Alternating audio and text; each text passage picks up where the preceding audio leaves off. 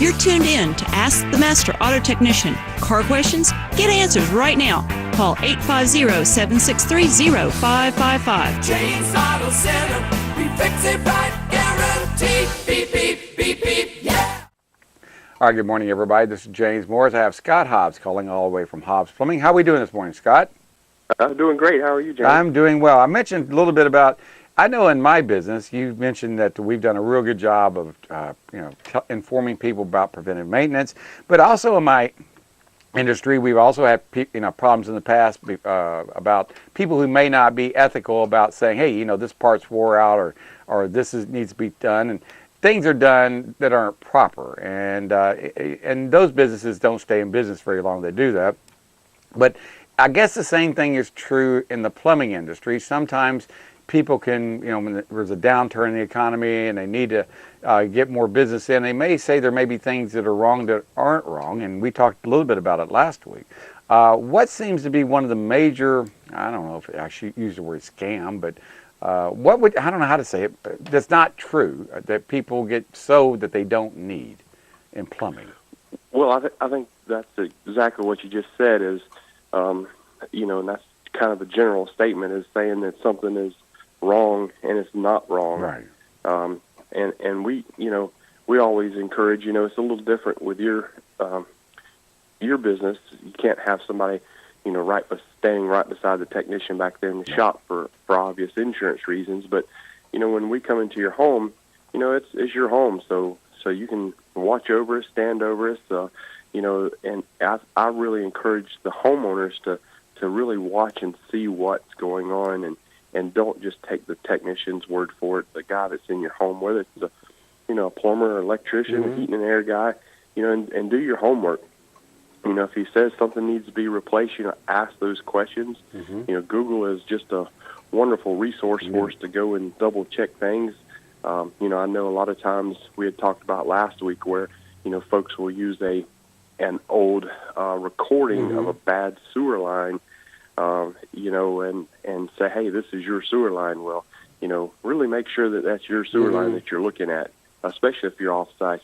Here in this area, we have a lot of absentee owners that are up in Birmingham or Atlanta and have rental properties down here. So it would be easy for somebody to be fooled if they didn't have a trusting company, that was working for them. So that seems to be the biggest, I guess you might say, the biggest thing is selling people to unclog their lines, showing them that they're clogged when they really aren't clogged.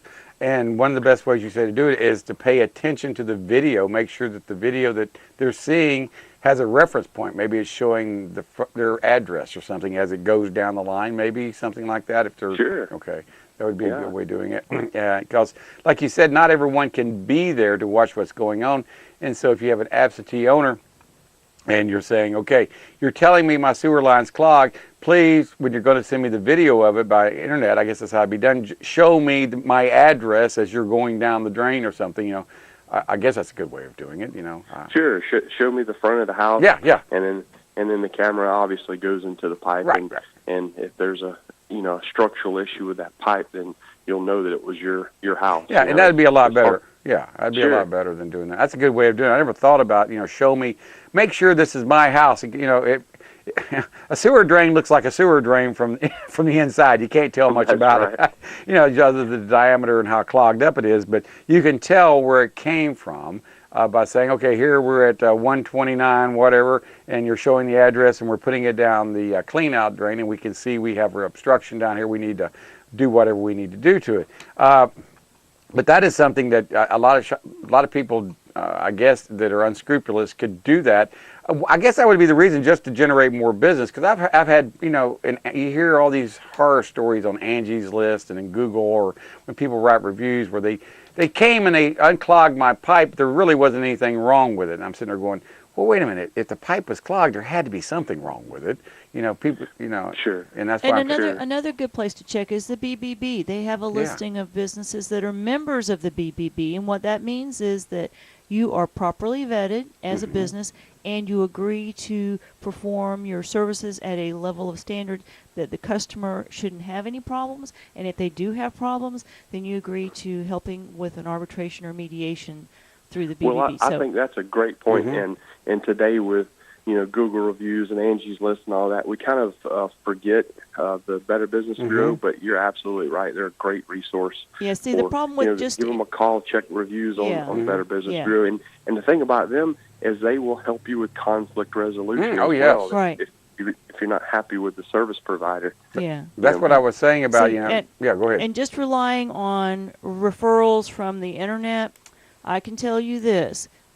Former disgruntled employees will pretend to be customers and write bad reviews. So don't rely on everything we read on the internet. Yes, I don't know if you've ever had it happen. Well, we've had that happen. Someone going, who wrote this? We've never done. I'm sitting here going. So anyway, like I said, the BBB is a great resource. Yeah, and like I said, they do a great job of mediation if they're arbitration, and that's one of the things you sign up for, and doesn't cost the customer anything for the arbitration.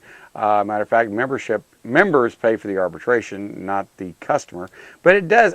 That's one of the things you're in business. Business, you're always going to have people that are not always happy, and that's one thing about the Better Business Bureau that I've done is if you do the best effort to take care of them, and they can see where there's a problem where someone's not trying to help out. If it's a customer not trying to help out, they can see that, or the business. And they're usually, the business goes above and beyond 99% of the time and trying to make sure the customer's happy. But there's always some people you just can't make happy. And that's right. That is a rarity, though. But I know in your business, you've been here, you're third generation plumbing, and you've seen a lot of the good and the bad and the ugly out there when it comes to customers. Oh, sure. And another thing that I would say about the reviews online, if you check a business and they've got 30 reviews and they're all absolutely fives and perfect stellar, then they're actually in the marketing world. There are actually review mills that produce reviews that sometimes are false. So if they're all 100% perfect, then maybe those aren't real reviews. So that's another thing for the consumer to keep in mind as well. Well, that makes me feel better. That's a very good point. That's yes, what makes very good. Because I know I don't be real. because I don't have all fives. Right. I wish I did. But I think my reviews are 4.6 is what I average out to. But I got a couple of ones.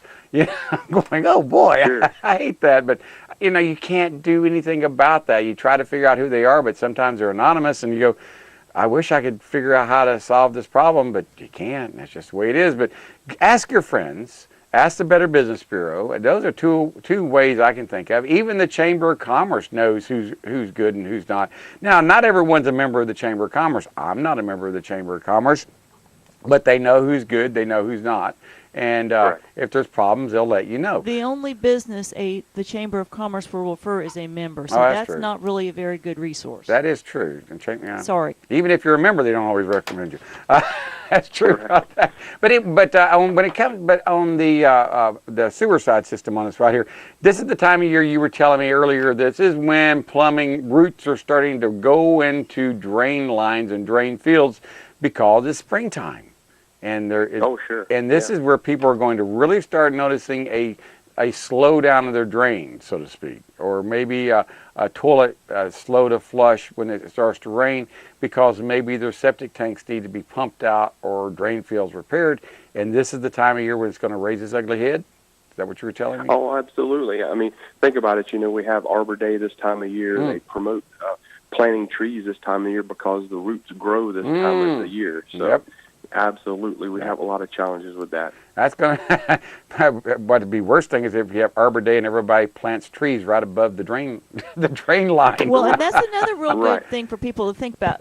Where should you put your plants? Yeah. How many times have you gone to a house, Scott, and they've got shrubs planted all over the drain lines? And the clean out. Oh, absolutely. Is that a common? We all worry about trees, but your azalea bushes, your shrubbery, your hedges.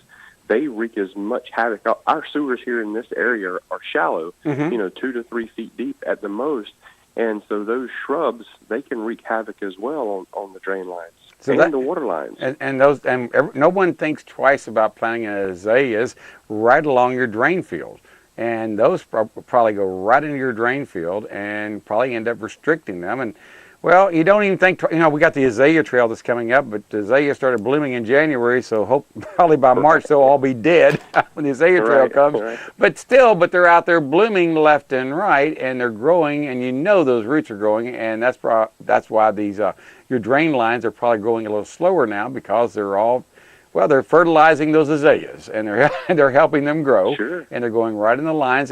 But you have a way of going inside there if that does seem to be a problem. You were telling me, instead of going in there and ripping the trees up or ripping the lines out, y'all can go in there, clean it out, hydro scrub it, and put in an insert to keep that from happening.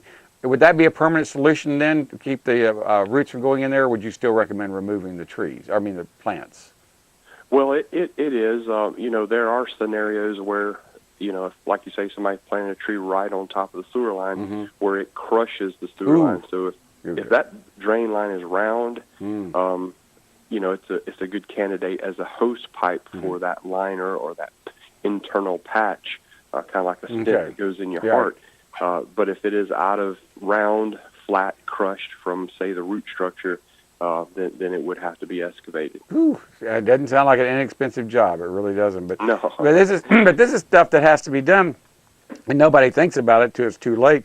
But one of the things that we were talking about is using the BioChoice, which is something that is a chemical that is non-toxic, doesn't hurt your kids or pets or anything like that. I don't recommend drinking it, but it won't kill you. And it's something that's a probiotic, so to speak. It's like putting the good stuff down, like eating yogurt for you, but it goes down there and eats all that nasty stuff. And I saw something the other day where they have these enzyme sticks, are exactly the same thing, but they're on sticks that you stick down your drain, and they dissolve the clog away using enzymes. That's what they're doing, and it's the same system you're talking about, but you don't wait till the clog happens to use it. You use it preventively. I think prophylactically is the word we use on that part, to make sure that it doesn't ever develop into a clog. You keep them running free and clear always. Well, now we'll caution folks against bacterial products versus enzyme. An enzyme will dissolve and break it down and send it down the line to reform at a later time. In other words, it may send it into the city system, or it may send it into your drain field or your septic in a dissolved form, and then it'll solidify once it gets back to another place. A lot of your municipalities, like say for restaurants, they've banned an enzyme product because it'll soften the grease and they'll get it out of their restaurant, but it'll go down into the city system and clog the city system, and it'll solidify again. To where if you use like the BioChoice ES, and there are other products on the market, it actually turns the fats, oils, and grease into water, and they're gone. It eats them. It's a good, friendly bacteria that eats those things. Well, but that's good to know. I did not know the enzymes. Enzymes are not good. Enzymes are a temporary patch, so to speak, just to get you out of a jam. It just transfers the problem downstream. Kind of like our Congress. You're right. I'm sorry. This is not supposed to be political, but it was just there. Kicking the can down the road. Okay, Scott, we got about a minute right here before we have to go here. What would you recommend telling people? It's springtime out there. I know it's not officially springtime, but trust me, it's springtime out there. Sure feels like it. What do they need to be looking for or doing or calling you over to get done where they won't have any problems this year? If they have any problems, sure. In the context of this conversation, I'd say, it's a good time to have awareness of your plumbing system. Know where your main water shutoff is for your home. You're going to be out in the yard planting plants. You don't want to, hit a water line with your shovel.